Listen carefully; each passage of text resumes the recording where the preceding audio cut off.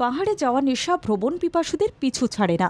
পাহাড়ে যাওয়া মানেই সেই যাত্রা হয়ে ওঠে রোম্যান্স ও অ্যাডভেঞ্চারে ভরা। কলকাতার কাছে পাহাড় বলতেই মাথায় ঘুরপাক করে দার্জিলিং, কালিম্পং ও ডুয়ার্সের কথা।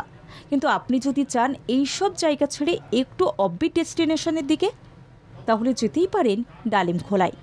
দার্জিলিং জেলার মধ্যে অবস্থিত গরুবাথান ব্লকের অন্তর্গত একটি ছোট্ট পাহাড়ি গ্রাম হল ডালিমখোলা। এই অপূর্ব পাহাড়ি উপত্যকা শুধু প্রাকৃতিক সৌন্দর্য না, লুকিয়ে রয়েছে অনেক অজানা ইতিহাস। ডালিমখোলাতেই রয়েছে ডালিম ফোর্ট। বহু প্রাচীনকালে এখানে নাকি শাসন করতেন লেপচা রাজা গেইবো আচিয়ক।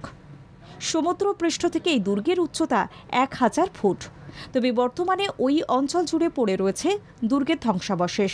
শুধু এই ফোর্টই নয়, এখানকার শ্বাসরুদ্ধকর প্রাকৃতিক পরিবেশ দেখে আপনার মন প্রাণ ভরে উঠবে। মেঘে ঢাকা এই পাহাড়ি পরিবেশের মায়ায় দীর্ঘক্ষণ সময় কাটাতে আপনার মন্দ লাগবে না। দূরের সবুজে ঘেরা পাহাড়ের গায়ে সূর্যের আলো এসে পড়লে পাহাড়ের সৌন্দর্য যে আরও অপরূপ হয়ে ওঠে তা বলাই বাহুল্য। কেবল পাহাড়ি সৌন্দর্য দেখে যে ডালিমখোলায় এসে মন ভরাতে হবে তা একদম নয়। পাশ দিয়েই কুলুকুলু ধরি রবে বয়ে চলেছে ডালিমখোলা নদী।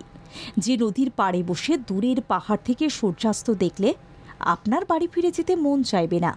মনে হবে প্রতিদিন এই নদীর ধারে বসে পাহাড়ের কোল থেকে সূর্যোদয় বা সূর্যাস্ত দেখি।